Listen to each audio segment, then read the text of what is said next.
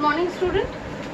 So today we will start our class. We'll continue our class with the topic determinant. So in the first video, I have explained you about what is determinant and the adjoint, the cofactor and minus of that of a determinant, right? So in today's class, we will continue with the properties of determinants. Okay. So the first property of a determinant is that if each element in a row or in a column of a determinant is 0, then the value of the determinant is 0. This is a determinant A1, B1, C1, 0, 0, 0, A2, B2, C2. What I said that if in a determinant either any row or any column, if any row or any column is 0, then the value of the determinant is 0. Why I am saying this? Because if I take this part 0 into, if I see this, what we get? The cofactors 0,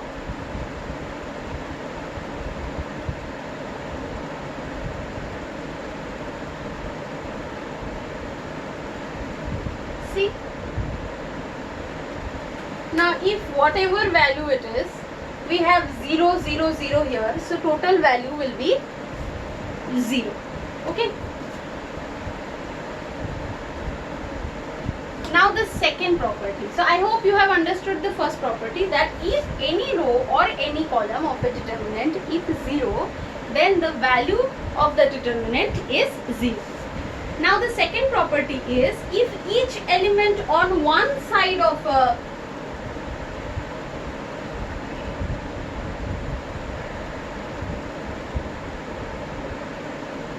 determinant, diagonal of a determinant, okay, A1, B1, C1, 0, B2, C2, 0, 0, C3. So this is a determinant whose one side of the principal diagonal A1, B2, C3, this is the principal diagonal whose one side's elements are 0, then the value of the determinant is product of the diagonal. Now let me prove it. Okay, so del 1, if I take this part, okay, this column, what we see that A1 into B2 C2 0 C3 plus 0 into B1 C1 0 C3 plus 0 into B1 C1 B2 C2. Okay, now these two part will be automatically 0, right? Now if I multiply this part, I have to take out the value of this part only. So what we get is B2 C3 minus 0 into C2, that is 0. That means A1 B2 C3. Now see, so if all the elements are 0 of the principal diagonal of a determinant, then the value of the determinant is the product of the elements on principal diagonal. Okay, this is the second property of determinant. Now move on to the third property. So third property says that the value of a determinant remains unchanged if its rows and columns are changed. Okay, so I have taken a determinant A1, B1, C1, A2, B2, C2, A3, B3, C3. Okay. Now, if I change its row and column, what we see is A1, A2, A3, B1, B2, B3 and C1, C2, C3. Let us take out first this value. So what we get?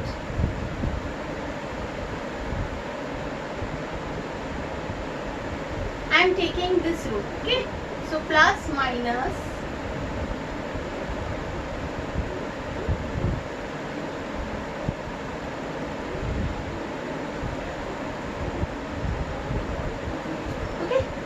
what is the value? A1 B2 C3 minus C2 B3 minus B1 A2 C3 minus C2 A3 plus C1 A2 B3 minus B2 A3. Okay, so A1 B2 C3 minus A1 C2 B3 minus B1 A2 C3 plus B1 C2 A3 .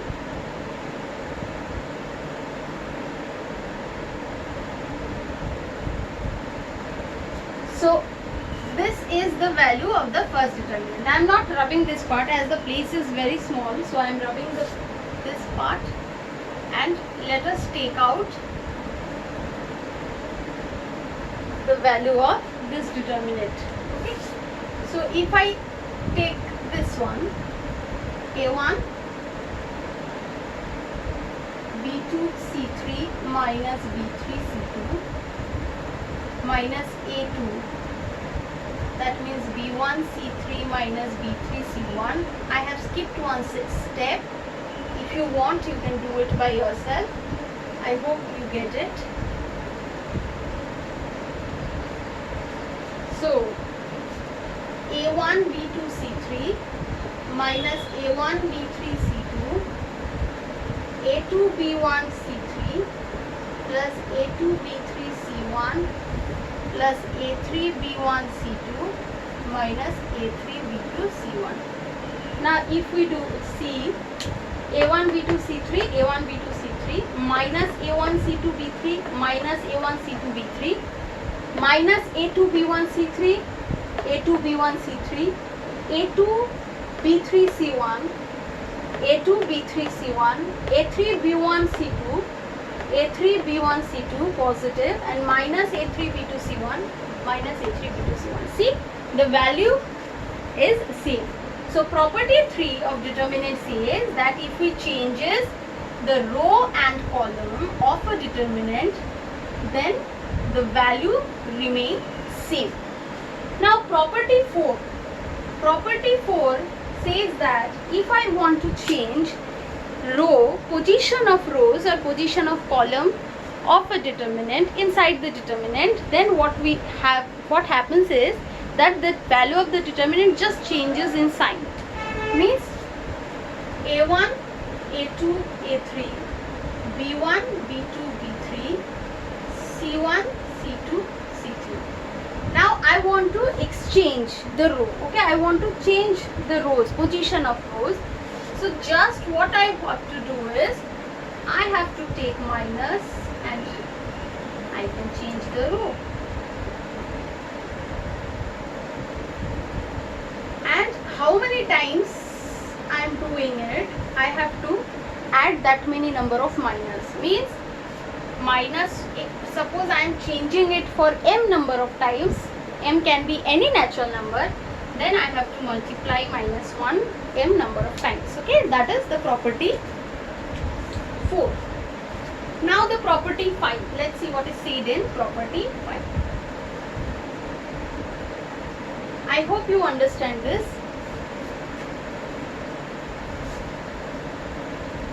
If two parallel lines of a determinant are identical or same, then the value of the determinant is 0. Means A1, A2, A3, second row is also A1, A2, A3, and third row is B1, B2, B3. Now let's see what the value of this determinant was. Okay, so value of the determinant A1, A2, A3, B2, B3 minus A2, A1, A3, B1, B3 plus A3, A1, A2, B1, B2. Okay, so what we get,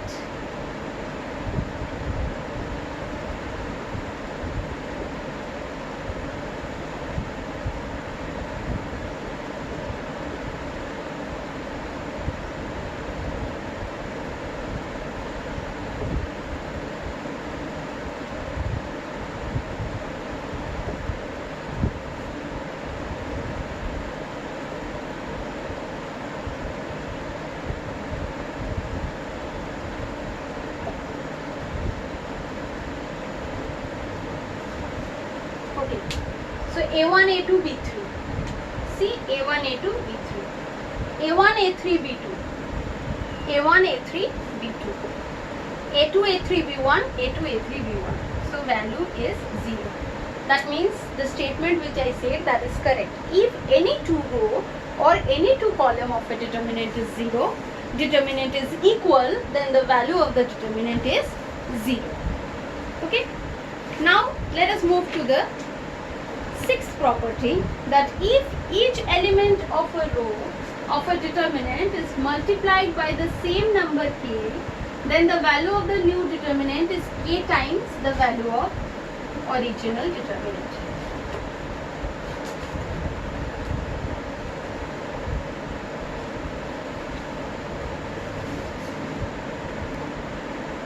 Now what I want to say in property 6 is, if suppose I am multiplying this row with a scalar k, A1, A2, A3, B1, C2, B3, B1, B2, B3, C1, C2, C3.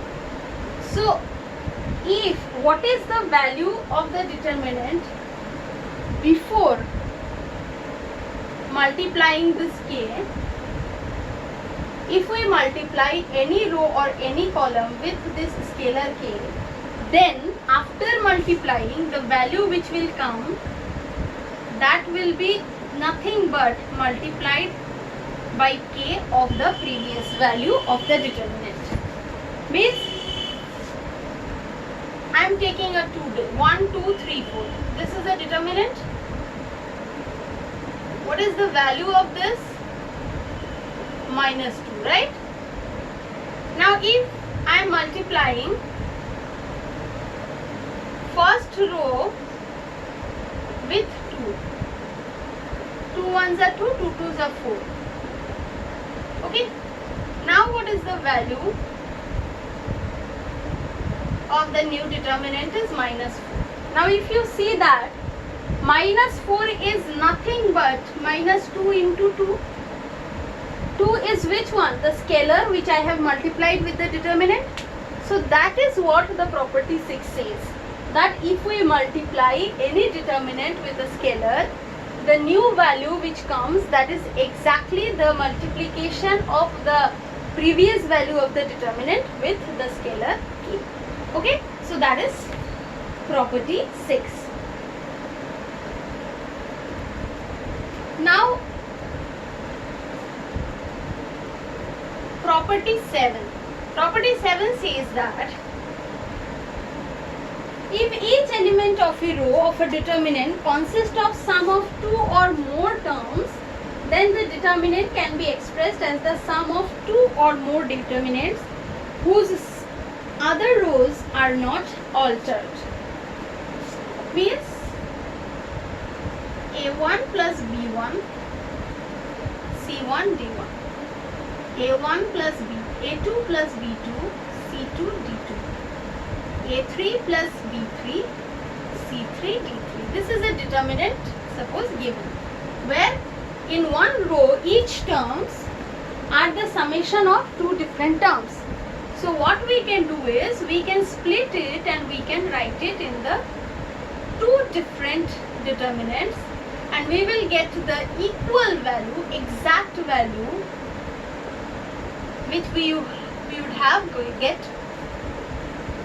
earlier. Okay, but one thing you have to remember, that the other rows or columns you cannot change.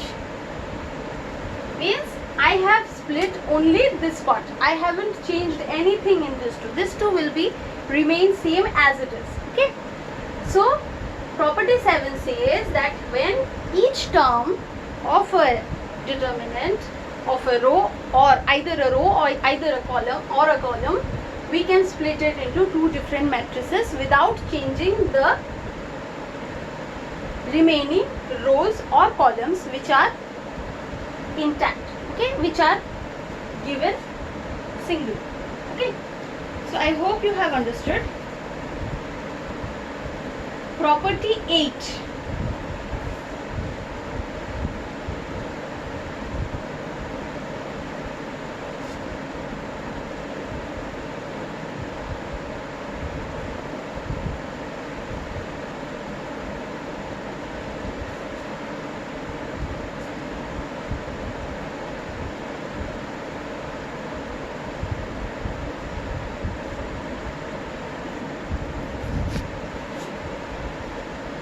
property 8 says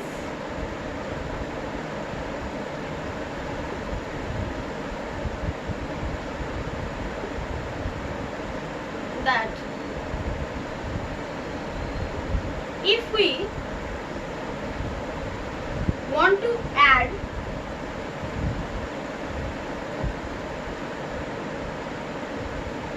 if to each element of a row of a determinant we added the equimultiples of the corresponding element of one or more rows, the value of the determinant remains unchanged. Means I want to add the multiples of this row or this row, anything I can take, but if I am taking the multiples of the another row or column, then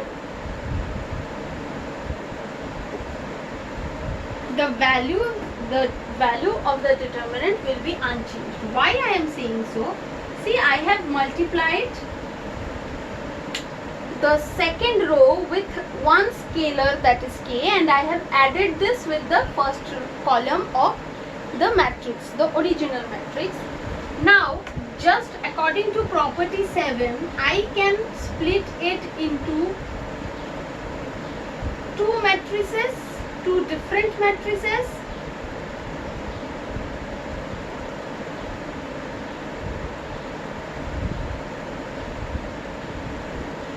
Now if I split it, you can clearly see that two rows are same. That means this value of this determinant is 0 and this is exactly like the previous determinant, so which will give the exact value which we will get the after solution after the solution of this first determinant, right? After solving the first determinant.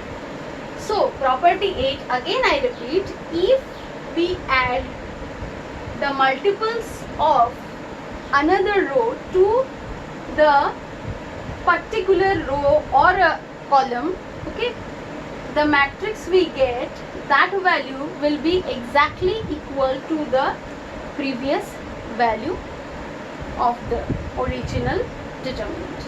Okay, that means if we multiply any row with a particular with a scalar, a distinct scalar, and we add it with the other column, okay, the value we get after calculating, that is exactly equal to the previous matrix. And the last property, property 9, which is says that if you multiply any cofactor with another minor, then the value of the determinant is 0. That means if this is the first position minor, if we multiply the cofactor of this, okay, then the value of the determinant will be 0. The sum of the products of elements of any row with the cofactors of corresponding elements of some other row is 0. A1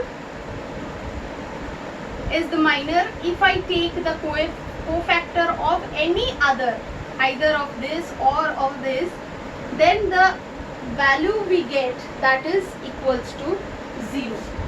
How? Let me show you.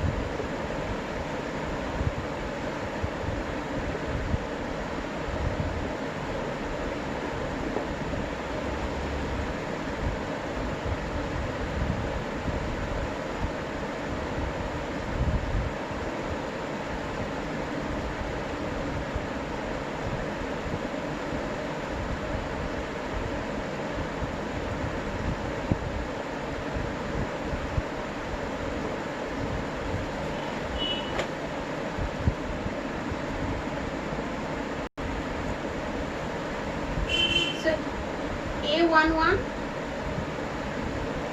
now I am multiplying with the cofactor of A31, right, which is A12 A23 minus A13 A22. Now with A12 I'm taking the cofactor of A21, right?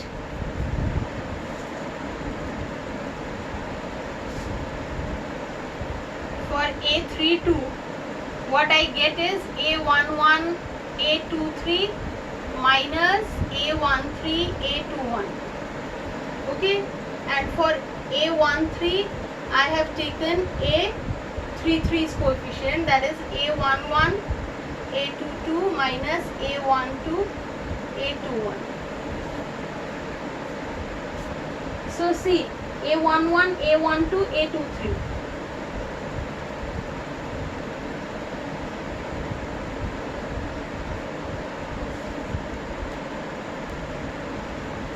So A11, A12, A23 minus A11, A13, A22 minus A12, A11, A23 plus A12, A13, A21 plus A13, A11, A22 minus A13, A12, A21. Now see, A11, A12, A23. Okay, A11, A13, A22. And what is getting 0. So property 9 says, if with the minor of any minor, if we multiply the cofactor of any other terms, we get the value of that determinant is 0. So that means in determinant we always have to take the cofactor according to the minor. Okay, we cannot take the cofactor of the another minor. Okay, now the last topic which I will explain to you is the elementary operation of determinant. Now there is nothing to explain, because if you see the previous video in the matrices, I have shown you the elementary operation of matrices, and I hope you have understood this. Now the more or less the rule is exactly same. In the determinant also, what you do is you can interchange the rows. Okay, you have to do either row operation or column operation. You have to take any one. Okay, while changing the row, one thing you have to remember here, that you have to use the negative sign. Okay, and one more thing in determinant you do is, suppose 1, 2, 3, 4, 5, 6, 7, 8, 9. If you want to multiply, now this is row 1. If you multiply 2 with this, then you have to take half common. Why? Because you have to keep it as like this, right? So when you take 2 common from this row, 2 will cut and it will remain 1, and which will give you this determinant. So in determinant, one thing you have to remember, that when you multiply a scalar with a scalar, any row or any column, then you have to take 1 by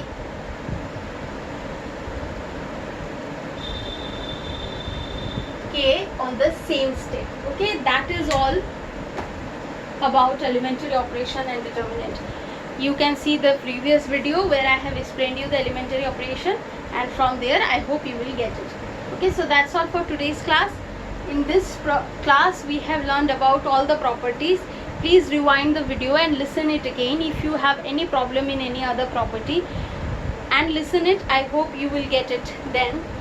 That if you have problem after listening that, you can text me or you can contact me. I will help you. Okay, and please do the exercises and please send me the sums. I'm saying you please. I hope you will do it. Okay, so that's all for today's class. Thank you.